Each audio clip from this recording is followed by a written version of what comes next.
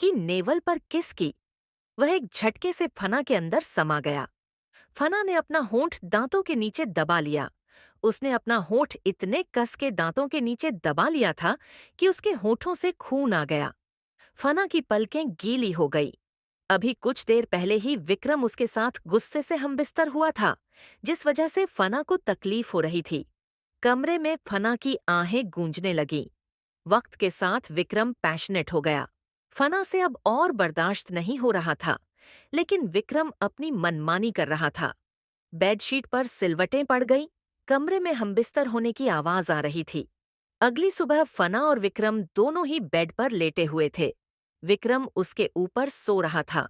फना की आंखें खुली हुई थी। वो रात भर सो नहीं पाई। विक्रम ने धीरे से अपनी आंखें खोली। विक्रम ने अपने आसपास देखा। उसका सर भारी था। विक्रम की नजर फना के चेहरे की तरफ गई, जो हल्का सूजा हुआ लग रहा था। विक्रम उठकर बैठ गया। क्या मैं रात भर ऐसे ही था?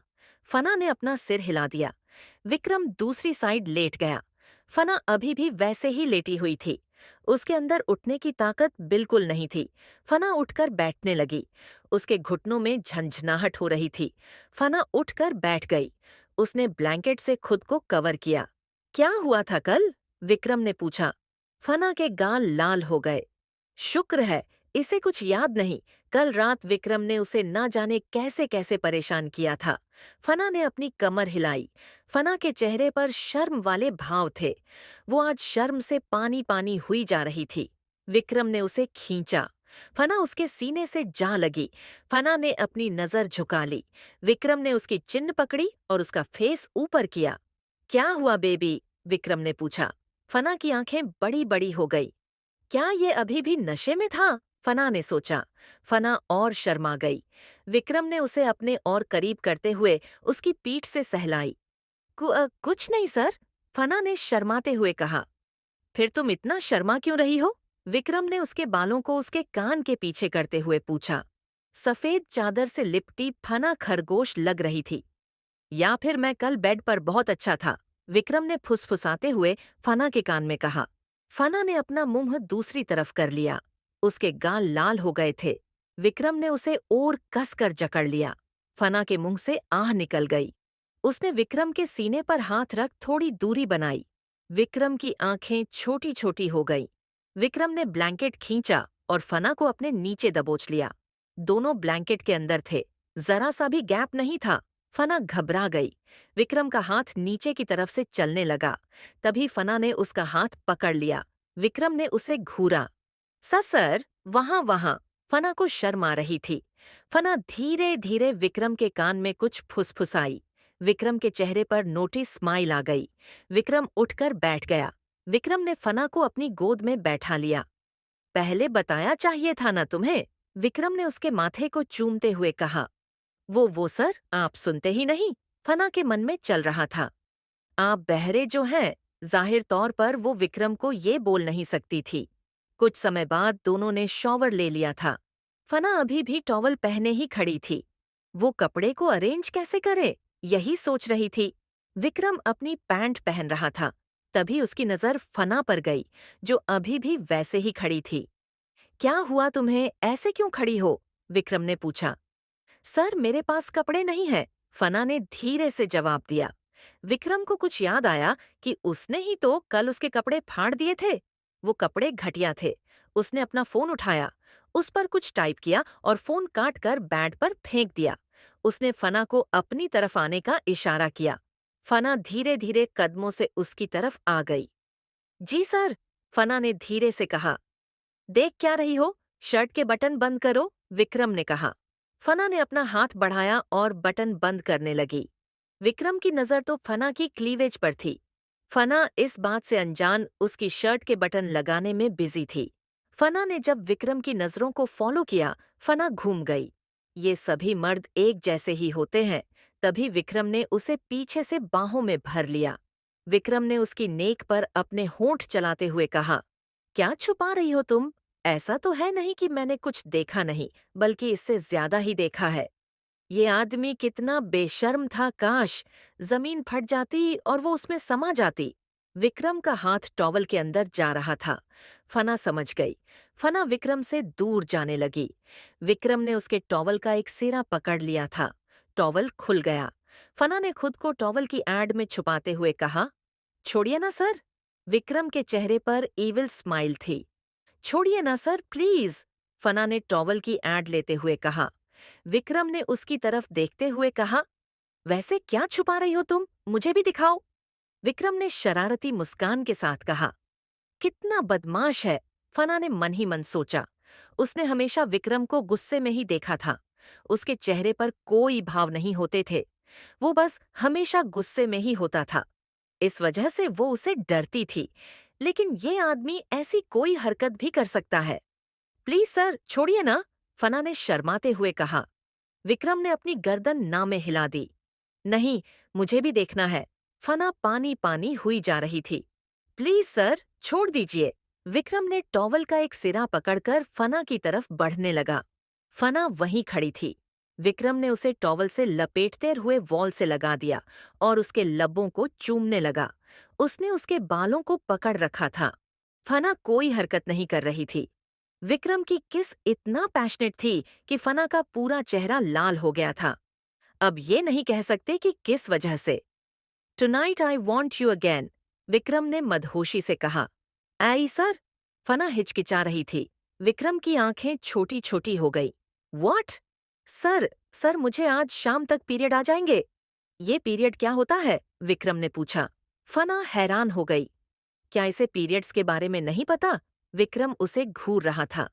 सर, पीरियड प्रॉब्लम हर लड़की को होती है। इसमें ब्लीडिंग होती है, वो भी हमारे उस प्राइवेट पार्ट में से। ये एक नेचुरल प्रोसेस है। हर लड़की की जिंदगी में ये दिन आता है। 13 से 45 साल तक ये रहता है। फना ने आसान शब्दों में विक्रम को समझाते हुए कहा। विक्रम सोच में पड़ गया। ये कितने दिनों तक होता है? विक्रम ने पूछा। सर, 10 दिन। फना ने अपनी जीभ काट ली। बेशक वो झूठ बोल रही थी। पीरियड्स तो 4 से 5 दिन में खत्म हो जाते हैं, लेकिन वो 10 दिन शांत रहना चाहती थी, वरना ये आदमी उसे हर दूसरे दिन बुला लेगा। विक्रम के चेहरे का रंग उड़ गया। वो नाखुश लग रहा था। तुम कहना क्या चाहते हो कि मुझे तुमसे 10 दिन दूर रहना है? विक्रम ने घूरते हुए पूछा। फना ने अपना सर हिला दिया। विक्रम को ये नागवारा था। फना को पता नहीं क्यों हंसी आ रही थी। उसने खुद को बहुत मुश्किल से कंट्रोल कर रखा था। विक्रम का चेहरा देखकर न जाने क्यों उसे बहुत ज्यादा हंसी आ रही थी। ठीक है, मैं अभी तुम्हें प्यार कर लेता हूँ। विक्रम ने भी फना को उठा लिया। फना चौंक गई। उसने क्या सोचा था और क्या हो रहा है? फना को पता लग गया था कि वो नहीं रुकेगा। अगर उसने विक्रम को दूर किया तो विक्रम गुस्सा हो जाएगा। विक्रम उसके पूरे बदन को वापस से किस करने लगा। थोड़ी ही देर में विक्रम उसके साथ फिजिकल होने लगा। फना ने आहें भरते हुए कहा, सिर स्लो, फना ने रिक्वेस्ट की। विक्रम फना पर हावी हो गया था और उसे वहीं छोड़ने के लिए बिल्कुल तैयार नहीं था। फना काम पर जाना चाहती थी। भले ही विक्रम ने उसकी पैसों में मदद कर दी थी, लेकिन उसे अपने घर का खर्चा तो निकालना ही पड़ेगा ना। उसे अपना पेट भरने के लिए कमाना ही पड़ेगा। फना से अब और बर्दाश्त नहीं हुआ तो उसने विक्रम को पूरी ताकत से धक्का दिया और विक्रम से दूर हो गई। विक्रम को गुस्सा आ गया। उसने फना को घूरा। Yes sir, please. विक्रम ने उसके पैरों को खींच लिया। कुछ घंटों बाद फना निडाल सी बेड पर लेटी हुई थी। उसके अंदर हिलने तक की ताकत नहीं थी। विक्रम फना के होठों पर अपना अंगूठा रब कर रहा था। फना की आंखें बंद थीं। वो अभी अपनी सांसों को काबू कर रही थी। तुम जानती हो, मुझे ना सुनना पसंद नहीं। फना अब पछता रही थी। फना ने धीरे से अपनी आंखें खोली और विक्रम की तरफ देखा। विक्रम ने उसे खुद में समेट लिया। फना ने कोई हरकत नहीं की। विक्रम के दोनों हाथ उसकी पीठ पर थे। सर, मुझे जाना है, फना ने धीरे से कहा। विक्रम की आंखें छोटी छोटी हो गईं। कहाँ जाना है तुम्हें? विक्रम का लहजा गुस्सैल था। फना घबरा गई। वो सर, मुझे काम पर जाना है, फना ने कांपते हुए कहा। विक्रम नॉर्मल हो गया। वह फना को लेकर बैठ गया। फना अभी भी उसके सीने से लगी हुई थी और अपनी सांसों को काबू कर रही थी।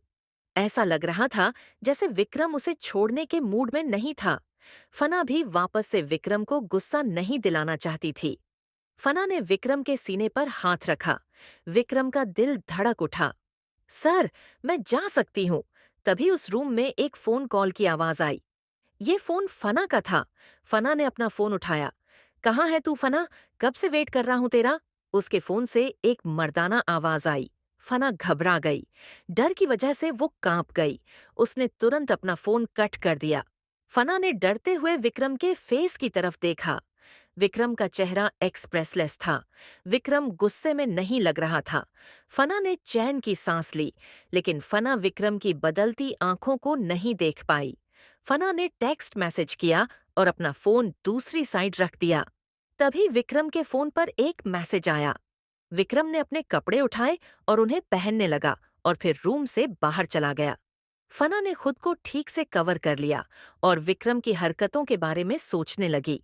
वो जितना उसे मना करती है, वो उतना ही पागल हो जाता है। तभी विक्रम वापस आ गया। उसके हाथ में क्लॉथ बैग थे। उसने वो बेड पर रखे। फना ने धीरे से वो कपड़े उठा लिए और दोबारा बाथरूम में चली गई थी। कुछ देर में वापस आई। उसने pink shirt with black jeans डाली हुई थी। फना के लंबे बाल खुले थे। फना धीरे धीरे रूम में वापस आ रही थी। उसे चला नहीं जा रहा था। उसे चलने में अनकंफर्टेबल फील हो रहा था। उसकी नजर विक्रम पर गई, जो अपने पैर के ऊपर दूसरा पैर चढ़ाकर बैठा हुआ था। फना ने अपना सर झुका लिया और अपना पर्स उठाकर बाहर की तरफ जाने लगी। स्टॉप! विक्रम की कड़क आवाज आई। फना अपनी जगह जम गई। फना डरते हुए घूमी। विक्रम ने उसे अपनी तरफ आने का इशारा किया। वह धीमे धीमे कदमों से उसके पास आ गई। विक्रम ने अपने पास उसे अपनी लैप पर बैठा लिया और उसके लंबे बालों को पकड़ लिया। विक्रम ने जैसे ही फना के बालों पर अपनी पकड़ को टाइट किया, फना घबरा गई। उसे लगा कि विक्रम फिर उसके साथ कुछ। तभी उसकी उम्मीद से परे विक्रम ने उसके बालों का बन बना दिया। फना की आंखें बड़ी बड़ी हो गईं। विक्रम ने उसे अपनी तरफ करते हुए उसके चेहरे को देखा। फना के लंबे बालों की कुछ लटें उसके गाल को चूम रही थी। विक्रम ने उसके होठों के नीचे उस तिल को चूमा। बहुत खूबसूरत लग रही हो। विक्रम न खुश लग रहा था। फना को तो समझ नहीं आ रहा था कि विक्रम करना क्या चाहता है। विक्रम ने फना के माथे को चूमते हुए कहा, तुम्हें सब याद तो है ना कि मैंने तुम्हें जो जो कहा था। विक्रम ने अलग ही अंदाज में कहा। फना थर थर कांप रही थी। उसने धीरे से अपना सिर हिला दिया। विक्रम ने उसके के गालों पर उंगलियां चलाते हुए कहा, अगर भूल गई हो तो मैं याद दिला दूं। विक्रम की पकड़ उसके फेस पर कस गई। आह! फना के होंठ कांप रहे थे। उसकी पलकें गीली हो गई। विक्रम की पकड़ उसके गाल पर कसती जा रही थी। अगर मुझे कुछ भी सुनने को मिला तो। विक्रम ने अपनी बात अधूरी छोड़ दी। लेकिन फना की आंखों में डर की वजह से आंखों में आंसू आ गए। विक्रम ने अपनी पकड़ ढीली कर दी। फना के गालों पर विक्रम की उंगलियों के निशान बन गए थे। फना का दिल अभी भी डर की वजह से जोरों से धड़क रहा था, क्योंकि विक्रम ने उसे महज धमकी नहीं दी थी, बल्कि उसकी रूह को डरा दिया था। विक्रम की नजरें जिस तरीके से फना को देख रही थी, जैसे उसे क्या खाक कर देंगे अगर फना ने उसके खिलाफ जाने की कोशिश की। फना कांप रही थी। विक्रम रूम से बाहर चला गया। वही फना अभी भी वहीं पर बैठी हुई विक्रम को जाते हुए देख रही थी। उसने जल्दी से अपने पर्स को उठाया और फिर फना भी बाहर चली गई। विक्रम अपनी कार में बैठकर वहां से निकल गया था। फना सड़क पर चल रही थी। तभी उसके सामने से एक कार होकर गुजरी, जिससे फना की फ्रॉक हवा में उड़ने लगी। फना ने जल्दी से उसे पकड़ लिया। फना अभी धीरे धीरे अपने कदम आगे की तरफ बढ़ा रही थी और चलने में सिहर रही थी, क्योंकि विक्रम जिस तरीके से उसके साथ वह सब करता था, फना को आए दिन बहुत प्रॉब्लम हो रही थी। काम में भी वह फोकस नहीं कर पा रहे थी।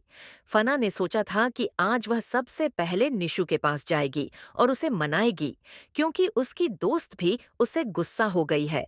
उसने जो डिसीजन लिया था, निशु उसके खिलाफ थी। उसने यह तक कह दिया था कि वह दोबारा कभी भी फना से बात नहीं करेगी। पर फना अपनी दोस्त को कैसे भूल सकती है? आखिर आखिरी वक्त तक निशु ही थी जिसने उसका साथ दिया था, और निशु के सिवा शायद उसका इस दुनिया में कोई नहीं है जो असलियत में उसकी परवाह करता है। फना ने सोचा कि वह निशु को कॉल करे, और ऐसा ही उसने किया अभी, लेकिन दूसरी तरफ से निशु ने कॉल पिक नहीं किया। तभी उसके फोन पर किसी का कॉल आया। फना ने कॉल पिक की। फना, कहाँ है यार तू? दूसरी तरफ से एक आवाज आई। सॉरी, नरेश में नहीं आ रही। फना की आवाज अभी भी कांप रही थी। क्यों? नरेश ने जैसे ही दूसरी तरफ से पूछा। फना ने अपनी धीमी सी आवाज में कहा, नरेश, मेरी तबीयत ठीक नहीं है। आई एम सॉरी, लेकिन मैं नहीं आ सकती। वो अभी काम खत्म नहीं हुआ। नरेश, तुम वो पार्सल मेरे एड्रेस पर भेज दो। फना ने विक्रम के उस डरावने फेस को याद करते हुए कहा। लेकिन फना, मुझे तुझसे एक फेवर चाहिए था। कैसा फेवर? फना ने धीरे से पूछा। नरेश के शब्दों को सुनकर फना पहले ही घबरा गई थी कि आखिर नरेश को उससे क्या फेवर चाहिए, क्योंकि वह चाहकर भी नरेश की मदद नहीं कर सकती। अब वह विक्रम की पर्सनल प्रॉपर्टी है, और विक्रम ने जिस तरीके से उसे धमकाया था, उसके बाद तो फना रिस्क नहीं ले सकती थी। वह इससे पहले कि नरेश को साफ साफ मना कर देती, उससे पहले ही नरेश ने परेशान आवाज में कहा, यार तुझे तो पता है ना, मैं तनीषा को कितना पसंद करता हूँ। तुझे तो पता है ना, वो मुझे भाव नहीं देती। इसलिए मैं चाहता हूँ कि तू उसकी बर्थडे पार्टी में मेरी गर्लफ्रेंड बनकर चल। पार्टी 5 स्टार होटल में है। बस हाँ कर दे यार, फना, नरेश ने कहा। लेकिन नरेश, फना के तो पैर कांपने लगे। उसकी आंखों के सामने एकदम से विक्रम का वह खतरनाक चेहरा घूमने लगा। नरेश, मेरी मैं। फना के शब्द उखड़ने लगे। देख फना, मना मत करना यार, इतनी मदद नहीं कर सकती तू। बस यार, कुछ घंटों के लिए तुझे मेरी गर्लफ्रेंड बनना है बस। फना ऐसे ही थी, वह किसी को डायरेक्ट मना नहीं कर पाती थी। उसे ना बोलने में इतनी प्रॉब्लम होती थी। कब है ये पार्टी? फना ने घबराते हुए पूछा। 1 हफ्ते बाद, नरेश ने जवाब में कहा। फना के माथे पर पसीने की बूंदें थीं। आखिर वह क्या बोलती नरेश से? वह नरेश को अपनी हालत के बारे में भी तो नहीं बता सकती थी ना, कि उसकी जिंदगी में कैसी उत्तर पुथल चल रही है और उसकी जिंदगी किसके कब्जे में है अब। फना तो अब खुद से ही लड़ रही थी। फना की आंखों में आंसू आ गए। तो तय रहा तू मेरी हेल्प करेगी, लेकिन नरेश, मेरी बात तो सुनो। मैं कुछ नहीं सुनने वाला। नरेश ने कॉल कट कर दी। फना ऐसी ही थी। उसके अंदर सेल्फ कॉन्फिडेंस बिल्कुल ही नहीं था। वो तो ठीक से किसी को जवाब भी देना नहीं जानती थी, और न ही किसी की बात टालना जानती थी। उसे जो भी कहता वो उसे चुपचाप कर लिया करती थी। लेकिन फना यह नहीं जानती थी कि कोई तो है जो उसे देख रहा था। करीबन 15 मिनट से, जब से फना किसी को कॉल कर रही थी, किसी से फोन पर बात कर रही थी, उसकी आंखों से निकलते हुए वह आंसू भी एक दूर खड़ी कार में बैठा एक शख्स विंडो से देख रहा था। उस शख्स की आंखें इतनी तेज थी, उस शख्स की आंखें इतनी तीखी थीं कि वो फना की जान लेना चाहती थी। उस शख्स की पकड़ कार के डोर पर इतनी टाइट थी कि जैसे वह डोर ही टूट जाएगा। अंदर बैठा ड्राइवर भी कांप रहा था कि उसका बॉस इतने गुस्से में आखिर क्यों है। फना ने एक ओवंटो लिया। फिर वह होटल निकल गई जहां पर वह काम करती थी। फना ओवंटो से नीचे उतरी और उसने ओवंटो वालों को अपने पर्स से पैसे निकाल कर दिया। फिर वह अंदर की तरफ जाने लगी, लेकिन फना यह नहीं जानती थी कि जब तक वह होटल के अंदर नहीं चली गई, तब तक एक शख्स उसे स्टॉक कर रहा था। एक कार जो दूर खड़ी थी और उस होटल को ही देख रही थी। उसे कार के अंदर बैठे शख्स ने ड्राइवर को कुछ इशारा किया, और ड्राइवर कार लेकर वहां से निकल गया। फना को अभी तक जो घुटन हो रही थी, अचानक से वह शांत हो गई। उसने पीछे घूमकर देखा तो कोई भी नहीं था।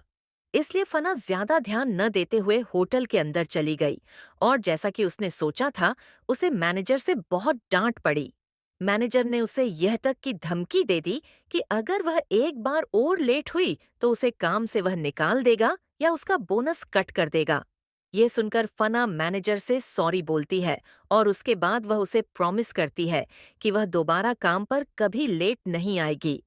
लेकिन फना ने प्रॉमिस तो कर दिया था, पर वह जानती थी कि विक्रम के सामने तो उसके जुबान नहीं खुल सकती। विक्रम उसके साथ एक बार शुरू होता था तो फिर वह न जाने कब जाकर रुकता था। लेकिन फना ने सोच लिया था कि वह आज विक्रम से इस बारे में बात कर लेगी कि वह उसे जल्दी ही सोने दिया करे, ताकि टाइम से उठकर वह काम पर जा सके। क्योंकि विक्रम ने भले ही उसके भाई के ऑन ऑपरेशन के लिए पैसे तो दे दिए थे, लेकिन फना को अपना और भी तो खर्च निकालना था। विक्रम से वह और पैसे नहीं ले सकती थी। अभी तो विक्रम ने सिर्फ उस पर अपना हक जमाया था, तो फना को इतनी प्रॉब्लम हो रही थी। अगर विक्रम ने उससे कह दिया कि वह जिंदगी भर उस शख्स के साथ उसकी स्लेव बनकर रहेगी, तो फना का क्या ही होता। किसी तरीके से ये 1.5 साल निकल जाए। फना मन ही मन प्लान करती है, क्योंकि विक्रम से उसे छुटकारा मिल जाएगा। फना जिम्मेदारी से पूरा दिन दिल लगाकर काम करती है। वह किसी को कोई शिकायत का मौका नहीं देती और बीच में ही उसे टिप मिल जाती है, जिससे फना खुश हो जाती है। फना ने सोच लिया था कि आज वह कॉफी पिएगी। फना एक गरीब घर की लड़की थी। उसके पास जितना भी प्रॉपर्टी थी, वह तो पहले ही उसके चाचू ने हड़प लिया था। फना ने आज तक कभी कॉफी नहीं पी थी और वह टेस्ट करना चाहती थी कि कॉफी का टेस्ट कैसा होता है, क्योंकि उसने एक बार विक्रम को कॉफी पीते हुए देखा था। उसका बहुत मन था कॉफी पीने का, लेकिन सस्ती से सस्ती कॉफी भी 150 रुपए की आती थी। फना को जो टिप मिली थी वह पूरे 200 रुपए थे। फना 50 रुपए बचा लेती है ऑटो के लिए और 150 रुपए की वह एक कॉफी लेती है अपने ही होटल में। उस कॉफी को लेकर वह टेबल के पास गई और वहां पर बैठकर उसे पीने लगी। तभी एक और वेट्रेस ने आराम से फना को कॉफी पीते हुए देखा, तो वह गुस्से से जाकर उसकी शिकायत मैनेजर से कर देती है कि फना काम नहीं कर रही, बल्कि वह फ्री में कॉफी पी रही है। ये सुनकर वह मैनेजर गुस्से में फना के पास आता है और उसके हाथ से वह कॉफी छीनकर फेंकते हुए गुस्से में टेबल पर हाथ मारकर बोला, तुम्हें यहाँ पर फोकट में हमने हायर नहीं किया है। तुम कॉफी चोरी कर पी रही हो। तुम जानती हो ना कि रूल क्या है, कि कोई भी वेटर यहाँ का कोई भी सामान अपनी मर्जी से नहीं ले सकता, ना यूज कर सकता है। तुमने किसकी परमिशन से कॉफी पी? फना बहुत ज्यादा डर गई और वह जल्दी से खड़ी हो गई। उसने धीरे से कहा, I am sorry sir. Sorry for what? तुमने हमारी रूल्स को ब्रेक किया है। मैं तुम्हें अभी के अभी काम से निकालता हूँ। दफा हो जाओ यहाँ से। वहीं दूसरी वेट्रेस ये तमाशा देखकर मजे ले रही थी। फाइनली फना को काम से निकाल दिया गया था। जैसा कि पहले भी जिक्र हुआ था, वह वेट्रेस फना को ज्यादा खास पसंद नहीं करती थी, क्योंकि फना बहुत खूबसूरत थी। फना इतनी खूबसूरत थी कि कभी-कभी तो मैनेजर भी उसकी तारीफ करता था और वहां पर मौजूद कई स्टाफ्स फना की मासूमियत की बहुत तारीफ करते थे। वह अपना काम भी सलीके से करती थी और उसकी वजह से ही वहां पर काफी लड़कों की भीड़ लगी रहती थी, जिस वजह से होटल का भी फायदा होता था। फना की आंखों में आंसू आ जाते हैं और उसने धीरे से कहा, लेकिन सर, यह कॉफी तो मैंने अपने पैसों से पी है। आपको गलत फहमी हुई है। मैंने इसे वहां से बाय किया था। आप चाहे तो वहां पर मौजूद रिसेप्शन से भी पूछ सकते हैं। फना यह सब कुछ बहुत मासूमियत से बोलती है। ये सुनकर एक पल के लिए मैनेजर भी ठहर जाता है कि आखिर फना कितनी प्यारी है। वह कितने धीरे धीरे और कितनी प्यारी सी आवाज में ये सब कुछ डर कर बोल रही थी, बच्चों की तरह। मैनेजर ने रिसेप्शनिस्ट की तरफ देखा तो रिसेप्शनिस्ट ने अपना सर हाँ में हिला दिया। इस पर मैनेजर ने गुस्से से उस वेट्रेस को देखा जिसने आकर फना की शिकायत की थी। उस एड्रेस का नाम था धानी। अब धानी डर गई और उसने मैनेजर को देखते हुए कहा, आई एम सॉरी सर, मुझे लगा कि यह हमारे रूल्स को ब्रेक कर रही है, इसलिए मैंने अपनी ड्यूटी समझकर आपको इन्फॉर्म कर दिया और मेरा कोई इंटेंशन नहीं था। मैनेजर ने धानी को बहुत डांटा और उसने फना को देखते हुए दोबारा से उसके लिए कॉफी मंगवा दी। मैनेजर ने अपने लिए भी कॉफी मंगवाई और उसके बाद वह फना के साथ ही बैठते हुए बोला, डरो मत, तुम कॉफी पी सकती हो। मैनेजर ने माफी के तौर पर वहां पर फना के लिए रोज एक कॉफी फ्री कर दी। ये सुनकर तो फना भी खुश हो गई और उसने मैनेजर से थैंक यू कहा। मैनेजर फना के साथ बैठकर कॉफी पी रहा था और बाकी स्टाफ अपने काम में बिजी हो गया था। वही धानी तो जल भुनकर राख हो गई थी, क्योंकि फना की वजह से उसे मैनेजर से डांट पड़ी थी। इसलिए वह बदले की आग में जल रही थी। इधर मैनेजर फना से पूछता है कि वह इतनी छोटी सी उम्र में काम करने क्यों आई है। यह तो उसकी पढ़ाई करने की उम्र है। इस पर फना की आंखें नम हो गईं और उसने मैनेजर से कहा, सर, मेरी फैमिली में कोई भी नहीं है। मैं और मेरा भाई है, जिस वजह से मैं यहाँ पर काम करती हूँ। ये सुनकर मैनेजर को फना के लिए बुरा लगता है। फना की आंखों में आंसू देखकर मैनेजर को उसके लिए सहानुभूति होती है। मैनेजर ने सोचा कि वह फना की सैलरी थोड़ी इंक्रीज कर दे, क्योंकि यहाँ पर फना ही थी जिसको थोड़े ही पैसे देने पर वह मान गई थी काम करने के लिए। मैनेजर और फना दोनों ही बैठकर साथ में कॉफी पी रहे थे। वही एक शख्स उन दोनों को कॉफी पीते हुए साथ में देख रहा था। उसे शख्स की आंखें तो फना के चेहरे पर थीं। फना अपनी टिमटिमाती हुई आंखों से मैनेजर को देखकर धीरे से बोली, सॉरी सर, मैं आपके साथ बैठकर कॉफी पी रही हूँ। मैं जानती हूँ कि यह मेरी हैसियत नहीं है। मैं अभी यहाँ से चली जाती हूँ सर। फना जैसे ही खड़ी हुई, मैनेजर ने उसका हाथ पकड़ लिया और फिर उसे दोबारा बैठने के लिए कहा। फना फिर भी मैनेजर के साथ बैठने से मना कर देती है तो मैनेजर फना को गुस्से से घूरता है। फना डरते हुए चुपचाप बैठ गई। उसे डर था कि कहीं दोबारा से मैनेजर गुस्से में आकर उसे नौकरी से ना निकाल दे। तुम अब रोज मेरे साथ बैठकर कॉफी पियोगी और तुम्हें डरने की जरूरत नहीं है। मैं थोड़ा सा स्ट्रिक्ट हूँ, इसका मतलब यह नहीं कि मैं हिटलर हूँ। फना ने जब मैनेजर के मुंह से हिटलर शब्द सुना तो उसे हंसी आ गई। फना धीरे धीरे हंसने लगी। हाँ हाँ हाँ हाँ हाँ। हंसते हुए फना के मोती जैसे दांत चमक रहे थे। हंसते हुए वह बला की खूबसूरत लग रही थी। एक पल के लिए तो मैनेजर भी उससे अपनी नजरें नहीं हटा पाया। फना के बाल हंसते हुए खुल गए थे। मैनेजर ने फना को हंसते हुए देखा और उसके होठों पर स्माइल आ गई। फना को अचानक से ठंड लगने लगी। उसने हंसना एकदम से बंद कर दिया। अपने आसपास देखा। फना को ऐसे लगा जैसे कोई उसे काफी देर से नोटिस कर रहा है, लेकिन फना को कोई दिखाई नहीं दे रहा था। फना मैनेजर के साथ बैठकर कॉफी पी रही थी। कॉफी उसे इतनी टेस्टी लगी कि फना ने एक्साइटेड होकर कहा, सर, आपके होटल की काफी बहुत ही टेस्टी है। फना अपनी जीभ को अपने होठों पर फिराते हुए बहुत ही बच्चों की तरह एक्साइटेड होकर बोलती है। ये देखकर मैनेजर ने फना से कहा, अगर तुम चाहो तो एक और पी सकती हो। इस पर फना ने जल्दी से कहा, नो सर, मैं आप कल ही पीऊंगी। आज के लिए इतना बहुत है, थैंक यू सो मच। आपने मुझे फ्री में कॉफी पीने के लिए परमिशन दे दी। फना रिस्पेक्टिवली मैनेजर को देखकर अपनी क्यूट वॉइस में बोली। मैनेजर ने फना के चेहरे को देखते हुए कहा, ओके। फना की ड्यूटी का टाइम हो गया था, इसलिए वह मैनेजर को देखकर वहां से उसे बाएं कर चली गई। फना को अब बाहर जाना था, इसलिए वह ऑटो लेती है और फिर वहां से निकलकर चली गई। फना जब बार पहुंचती है तो रात हो चुकी थी। मैनेजर ने फना को देखा और उसके लेट आने पर उसने सवाल बिल्कुल भी नहीं किया, क्योंकि अब फना मिस्टर भारद्वाज की पर्सनल प्रॉपर्टी थी। और उस दिन मिस्टर भारद्वाज ने रमन के साथ जो किया था, उसके बाद तो मैनेजर की हिम्मत ही नहीं थी फना को कुछ भी बोल देने की। फना चुपचाप जाकर अपना काम करना स्टार्ट कर देती है। मैनेजर अब उसे छोटे कपड़े पहनने के लिए नहीं बोलता था। फना तो जानती थी ना यहाँ का रूल, इसलिए वह रेगुलर की तरह छोटे कपड़े पहनकर ड्रिंक सर्व कर रही थी। उसने आज नोटिस किया कि रमन नहीं था। ये देखकर उसने चैन की सांस ली।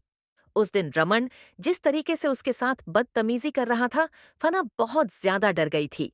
अगर सही वक्त पर विक्रम आकर उसे नहीं बचाता तो रमन उस दिन उसके साथ जरूर जबरदस्ती करता और वह कमजोर सी उससे बच भी नहीं पाती।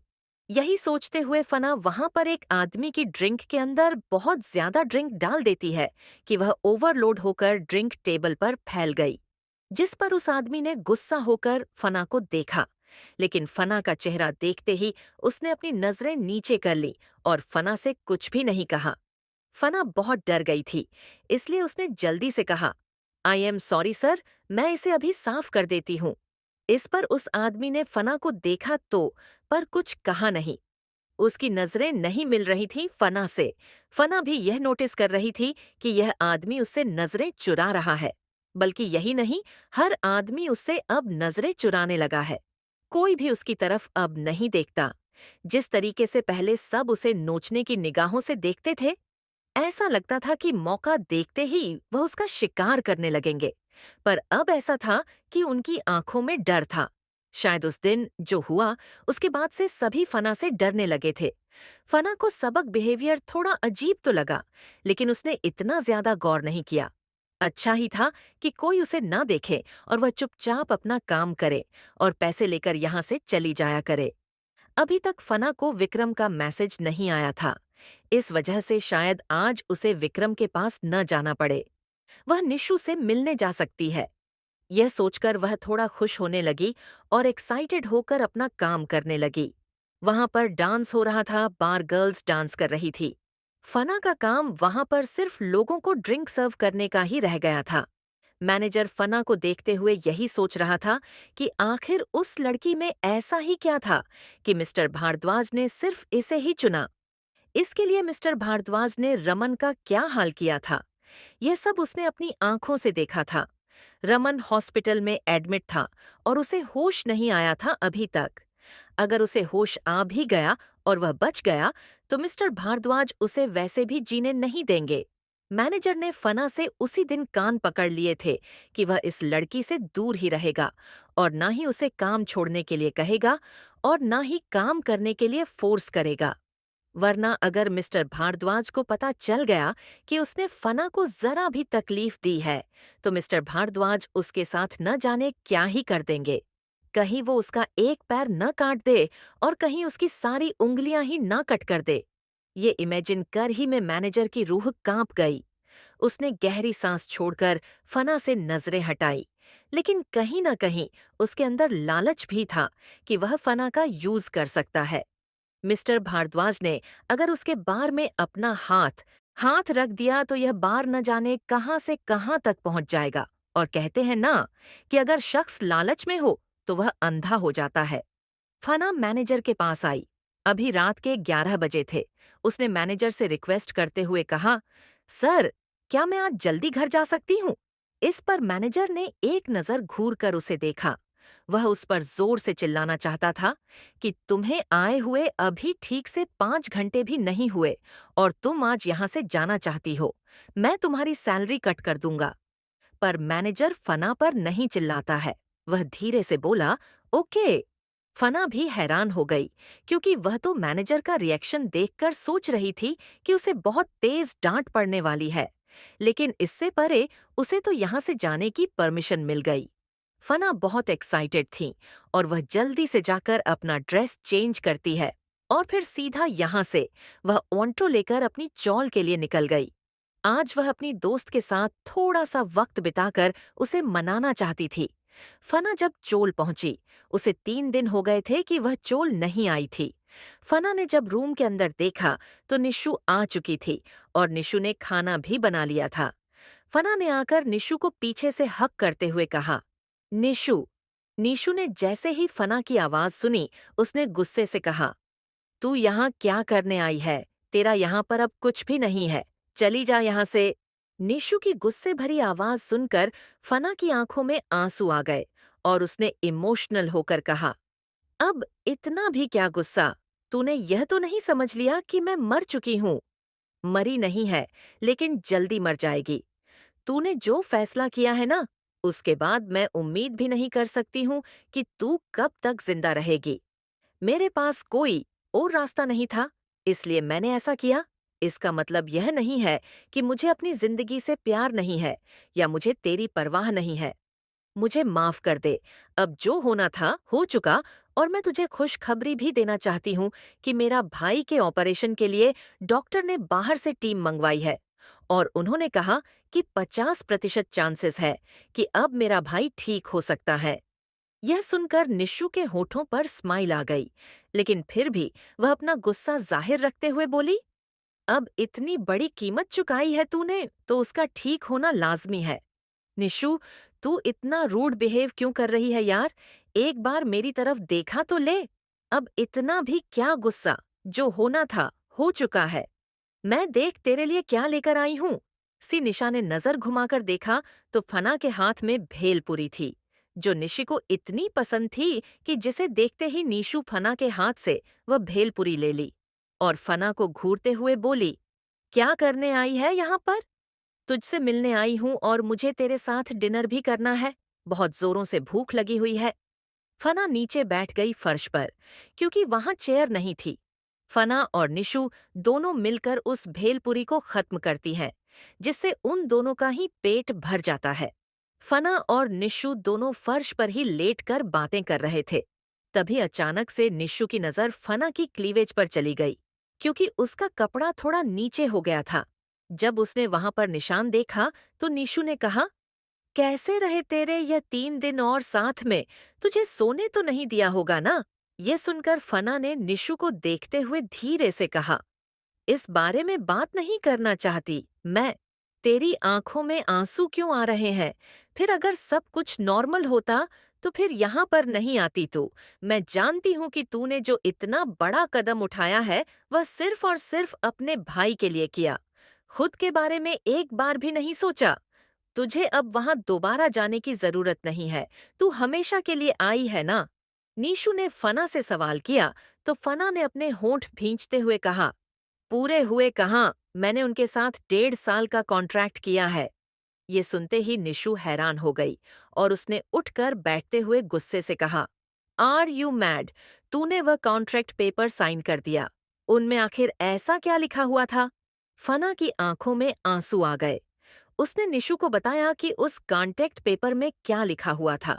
यह सुनकर ही निशु की भी आंखों में आंसू आ गए और उसने फना को हक करते हुए कहा, तूने यह क्या कर दिया? 1.5 साल तक तू उसे आदमी की। आगे निशु के अंदर हिम्मत नहीं थी बोलने की। फना ने निशु को कस कर पकड़ लिया और फूट फूट कर रोते हुए बोली, मैं क्या करती निशु? मेरे पास और कोई चारा नहीं बचा था। अगर मैंने उस दिन अपने कदम पीछे ले लिए होते तो शायद मैं आज रिग्रेट कर रही होती। अपने भाई को खो चुकी होती। मैंने जो किया मुझे उसका बिल्कुल भी पछतावा नहीं है। वह आदमी कितना डेंजरस है। उसने तेरी बॉडी का क्या हाल बना दिया है। अपनी आंखें देख, ऐसा लगा रहा है जैसे 3 दिन से सोई नहीं है तू। हाँ, मुझे बहुत नींद आ रही है, इसलिए तो मैं तेरे पास आई हूँ और आज उन्होंने मुझे कॉल कर बुलाया भी नहीं है, इसलिए मैं चैन से सो सकती हूँ। यह सुनकर निशु फना के बालों में हाथ फेरते हुए बोली, तू कितना डरती है उसे आदमी से। तेरी किस्मत भी कैसी है फना? जहां से तुझे दूर रहना चाहिए, तुझे वहीं पर धकेल दिया गया और मैं भी तुझे नहीं बचा पाई। मुझे माफ कर दे। नीशू ने अपनी आंखों में आंसू लिए कहा। फना ने धीरे से कहा, इसमें तुम्हारी कोई गलती नहीं है निशु। तुम जब जितनी मेरी मदद कर सकती थी, तुमने की। अब यह मेरी तकदीर और मेरी ही जिंदगी है। मैंने 1.5 साल का कॉन्ट्रैक्ट किया है और 1.5 साल बाद में उस आदमी से फ्री हो जाऊंगी। आई होप ये 1.5 साल किसी तरीके से सही से निकल जाए और तू सेफ रहे। वह तुझे ज्यादा टॉर्चर तो नहीं करता ना? ये सुनकर फना को याद आ जाता है कि विक्रम ने अभी 2 दिन पहले ही उसके साथ क्या किया था। वह याद करते ही वह कांप उठती है, लेकिन वह निशु से कुछ भी नहीं बोलती, क्योंकि उसे बहुत तेज नींद आ रही थी और वह निशु की गोद में ही सर रखकर सो गई। निशु ने उसके बालों में हाथ फेरा। फना ने खाना भी नहीं खाया था। फना को सोए हुए करीबन 30 मिनट ही हुए थे कि उसका फोन रिंग करने लगा। नीशू ने फना का फोन देखा और फिर उसे साइलेंट पर कर दिया, क्योंकि वह नहीं चाहती थी कि उसकी दोस्त को कोई डिस्टर्ब करे। निशु नहीं जानती थी कि उसने क्या कर दिया है। कहीं उसकी यह छोटी सी गलती और फोन को साइलेंट कर देना फना के लिए मुसीबत न बन जाए। इधर फना तो चैन की नींद सो रही थी। अभी सुबह के 4 बज रहे थे और फना की अचानक से नींद खुल गई, क्योंकि उसे बहुत प्यास लगी थी। उसने उठकर सबसे पहले पानी पिया और फिर जब उसे एहसास हुआ कि उसका पेट खाली हो गया है, तो उसने अपने साथ लाए हुए बिस्कुट खाना शुरू करती है। थोड़ी देर बाद उसने निशु को देखा तो निशु भी उसके बगल में ही सो रही थी फर्श पर। करीबन 30 मिनट बाद फना ने अपना फोन उठाया और चेक करने लगी, तो उस पर विक्रम की कॉल आई थी। विक्रम की उसे 2 मिस कॉल आई थी। फना के तो होश उड़ गए और मानो एकदम से उसका शरीर ठंडा पड़ गया हो। उसके सोने के 30 मिनट बाद कॉल आई थी और उसने विक्रम की कॉल को पिक नहीं किया। उसका फोन साइलेंट पर किसने कर दिया? जरूर नीशू ने किया होगा ताकि उसे डिस्टरबेंस ना हो। ओ नो निशु, तूने क्या कर दिया? फना के तो डर की वजह से हाथ पैर ठंडे पड़ गए थे। उसने बिना देर किए विक्रम को दोबारा से कॉल कर दिया और दूसरी तरफ से एक बार में ही कॉल पिक हो गया। फना कुछ पल के लिए तो ब्लैंक हो गई थी कि आखिर वह बोल क्या। उसने धीरे से कहा, hello sir, I am sorry, वह मैं रात में। तभी कॉल कट हो गया। यह देखकर फना की आंखों में आंसू आ गए और उसने बिना देर किए दोबारा कॉल किया। लेकिन इस बार विक्रम ने कॉल रिसीव नहीं किया तो फना ने दोबारा से ट्राई किया। उसने इस बार 5वीं बार कॉल ट्राई किया और इस बार कॉल विक्रम की तरफ से पिक कर लिया गया। हेलो सर, प्लीज मेरी बात सुन लीजिए। कल रात मैंने कॉल पिक नहीं किया क्योंकि मैं सो गई थी। प्लीज आप गुस्सा मत करिएगा, अगर आप कहो तो मैं अभी आ जाती हूँ। हम दूसरी तरफ से विक्रम ने हामी भरी, लेकिन उसकी हामी में जो गुस्सा था उसे फना ने भांप लिया था। विक्रम फोन पर जो सांस ले रहा था उससे भी फना अब पहचान लगी थी। सर, सिर्फ 10 मिनट दीजिए मुझे, मैं बस आपके पास अभी आ रही हूँ। इतना बोलकर फना जल्दी से खड़ी हुई और अपने कपड़े ठीक कर उसने निशु को एक नोट लिखा और फिर वहां से जल्दी भाग गई। इतनी सुबह सुबह ऑटो नहीं मिल रहा था। फना अब यही सोच रही थी कि वह कैसे 10 मिनट में पहुंचेगी। विक्रम बहुत गुस्सा करेगा। लेकिन फना ने देखा कि उसकी चोल के बाहर एक कार खड़ी हुई है। उस कार की विंडो नीचे है और एक शख्स उस कार में बैठा सिगरेट के कश भर रहा है। उसे देखते ही एक पल के लिए तो फना ठहर गई और उसके दिल की धड़कन तेज हो गई। फना धीरे धीरे अपनी कदम उस कार की तरफ बढ़ाने लगी। वह यही सोच रही थी कि विक्रम यहाँ पर क्या कर रहा है। विक्रम ने अपना सिर घुमाकर फना की तरफ देखा। उसकी आंखें फना को ऊपर से नीचे तक एनालाइज करने लगी। फना ने अपने पर्स को कस कर पकड़ लिया और फिर जब वह कार के पास आई, फना दूसरी तरफ जाकर कार में बैठना चाहती थी, लेकिन उसी वक्त विक्रम की तरफ का डोर ओपन हो गया और एक हाथ बाहर आया। उसने फना की पतली सी कमर को पकड़कर कार के अंदर खींच लिया, जिससे फना की आंखें चौड़ी हो गई और उसने जल्दी से विक्रम के शोल्डर को पकड़ लिया। विक्रम ने फना के होठों से अपने होंठ मिला दिए। फना के मुंह में सिगरेट का धुआं भर गया और वह उसकी नाक से बाहर आने लगा। फना का दम घुटने लगा था और विक्रम उसे खुद से दूर नहीं कर रहा था। फना ने छटपटाते हुए अपना फेस साइड किया और जोर जोर से खांसने लगी। विक्रम फना को घूर रहा था। फना ने अपनी नजरें नीचे कर लीं। सर जी, आप यहाँ? विक्रम ने फना को घूरते हुए कहा। क्यों, मुझे यहाँ पर देखकर खुश नहीं हो? फना ने घबराते हुए कहा। सर, मेरा वह मतलब नहीं था, लेकिन सुबह सुबह आप यहाँ पर क्या कर रहे थे? विक्रम ने फना को घूरते हुए कहा। अब तुम मुझे क्वेश्चंस करोगी और चाहती हो कि मैं तुम्हें जवाब दूं। तुम्हारी इतनी हिम्मत! इस पर फना घबरा गई। उसने सर नीचे कर लिया और बोली, सॉरी सर, मेरा वो मतलब नहीं था। मैं आपसे क्वेश्चन नहीं पूछ रही थी। विक्रम ने फना के लब्बों को शक करते हुए कहा, तुमने अभी बिस्किट खाया? इस पर फना ने धीरे से कहा, मैंने थोड़ी देर पहले बिस्किट खाया। मुझे भूख लगी हुई थी क्योंकि मैंने कल कुछ भी नहीं खाया था। कल तुमने डिनर नहीं किया? विक्रम ने अपनी सर्द आवाज में पूछा। फना ने धीरे से घबराते हुए कहा, हाँ जी सर, कल मैं कब सो गई मुझे पता भी नहीं चला।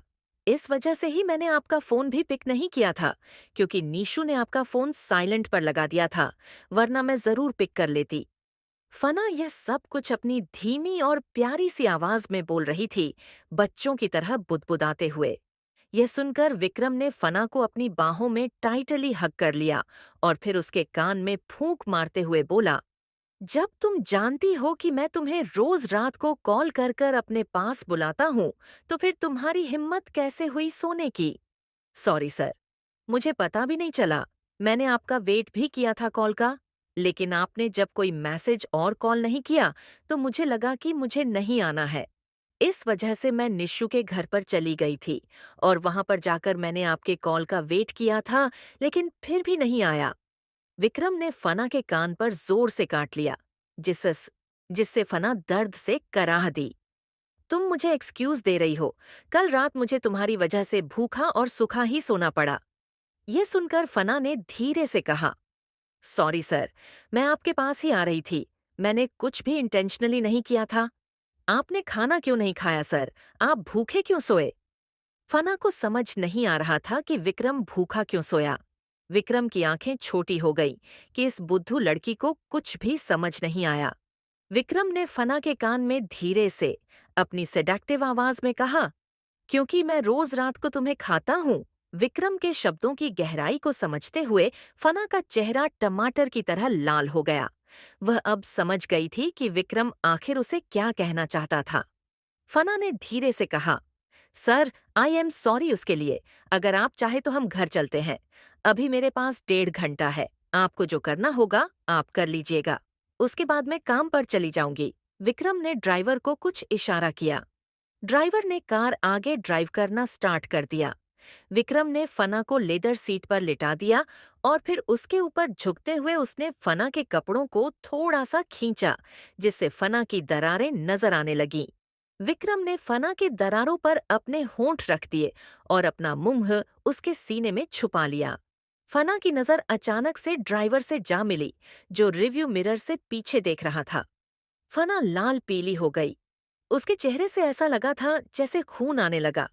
ड्राइवर ने जल्दी से पार्टीशन लगा दिया। फना की शर्म अब थोड़ी सी कम हुई। विक्रम इतना लंबा चौड़ा था कि फना उसके नीचे दब गई थी।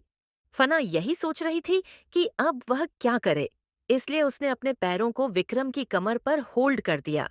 विक्रम ने फना की दरारों को काफी देर तक किस किया। उसके बाद वह उसकी गर्दन पर अपने होंठ रखकर उसे चूमने लगा। फना को विक्रम से स्मोकिंग की स्मेल आ रही थी, जिससे उसका दम घुटने लगा। फना थोड़ा असहज हो गई और उसने सर इधर उधर करते हुए कहा, सर, हम घर चले। फना इसलिए बोल रही थी क्योंकि विक्रम कहीं भी उसके साथ शुरू न हो जाए, और अगर एक बार वह उसके साथ कुछ करने लगा तो चाहकर भी फना उसे रोक नहीं पाएगी, क्योंकि विक्रम जब एक बार शुरू हो जाता है तो उसके बाद उसे रोकना नामुमकिन हो जाता है। और अगर बीच में फना कुछ भी बोल देती है जिससे विक्रम उसे बहुत जोर से डराता है और गुस्सा करने लगता है। विक्रम इतना लंबा था और फना उसके सामने बहुत छोटी थी।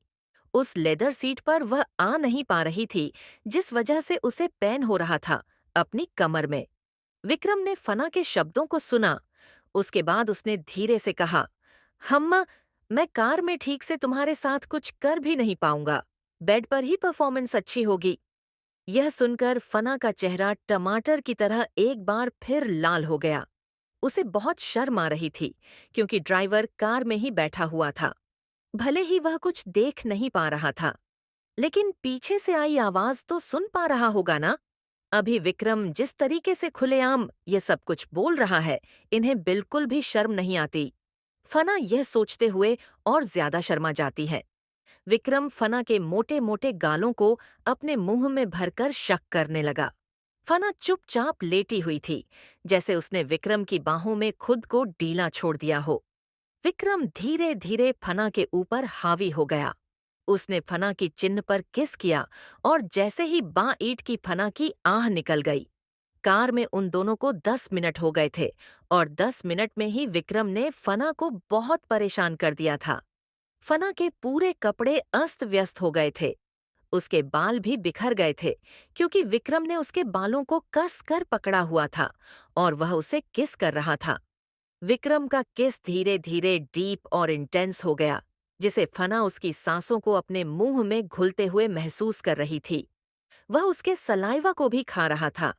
विक्रम फना में इतना मशरूफ हो गया था कि फना सांस लेने के लिए स्ट्रगल करने लगी। विक्रम उसका सलाइवा खा रहा था। फना ने धीरे से अपना चेहरा साइड किया और जोर जोर से सांस लेने लगी। वह विक्रम की सांसों को अपने चेहरे पर महसूस कर रही थी, क्योंकि वह उसके इतने नजदीक था कि फना ठीक से विक्रम का चेहरा भी नहीं देख पा रही थी। फना ने धीरे से अपनी पलकें झुकाई और अपनी गर्दन विक्रम तरफ की। जैसे ही उसे विक्रम की भारी सांस महसूस हुई, फना कांप सी गई।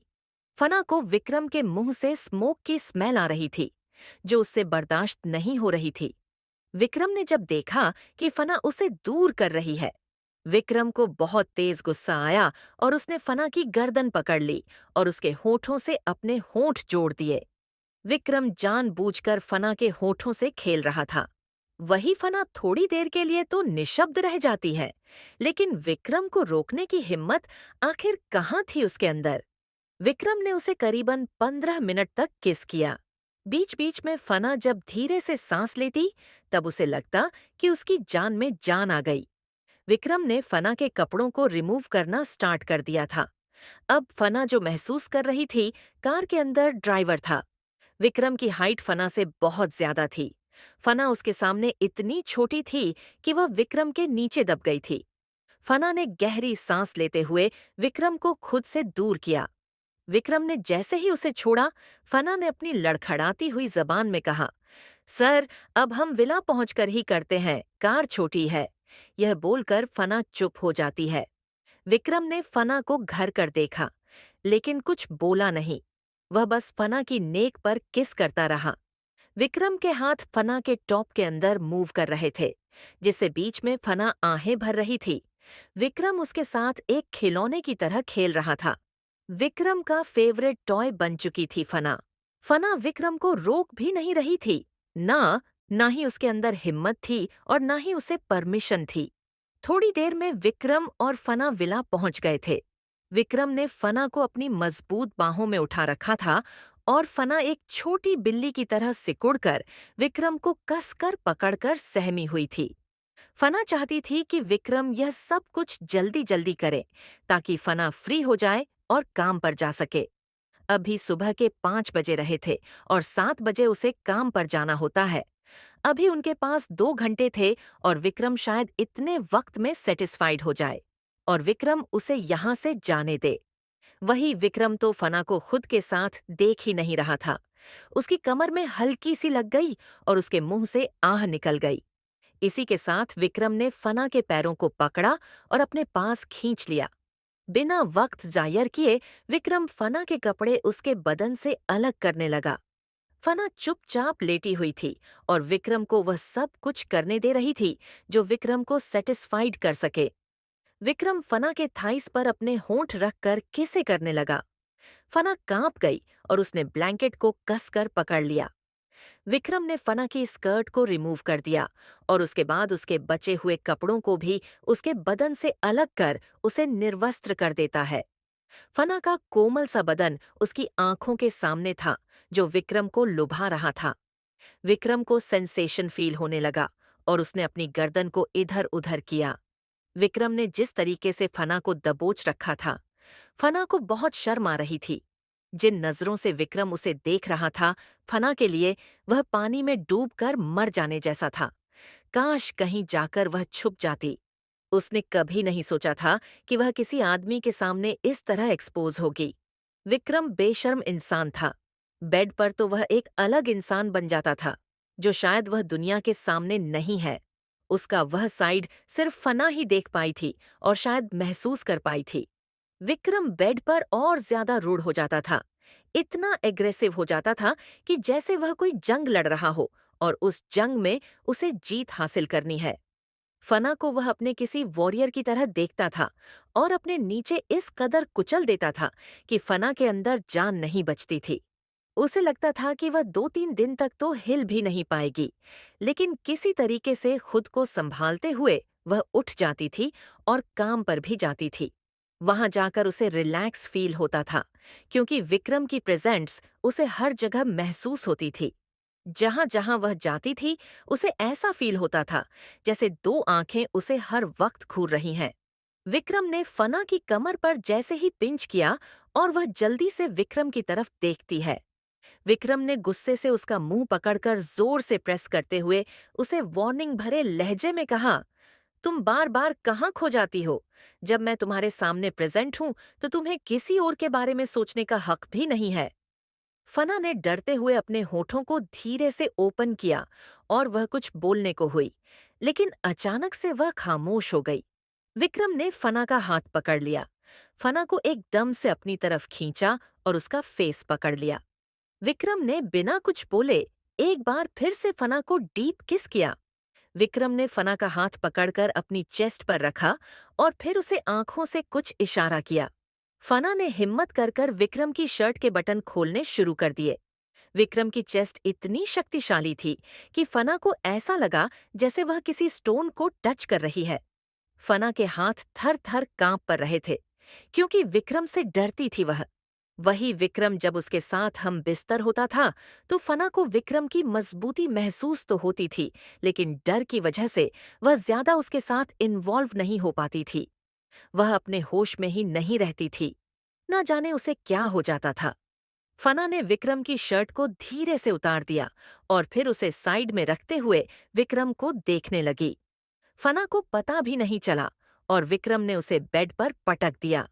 वह एकदम से उसके ऊपर आकर उसकी दरारें पर किस करने लगा। फना की बॉडी में बिल्कुल भी ताकत नहीं थी विक्रम से मुकाबला करने की। विक्रम ने फना की बॉडी को धीरे से छूते हुए कहा, तुम्हारी बॉडी में बहुत कम मांस है, तुम ठीक से कुछ खाती नहीं। फना की आंखों में यह सुनते ही नमी आ गई। अब वह विक्रम को क्या बताती कि उसे 2 वक्त की रोटी भी बहुत मुश्किल से नसीब होती है। उसे इतना वक्त ही नहीं मिलता।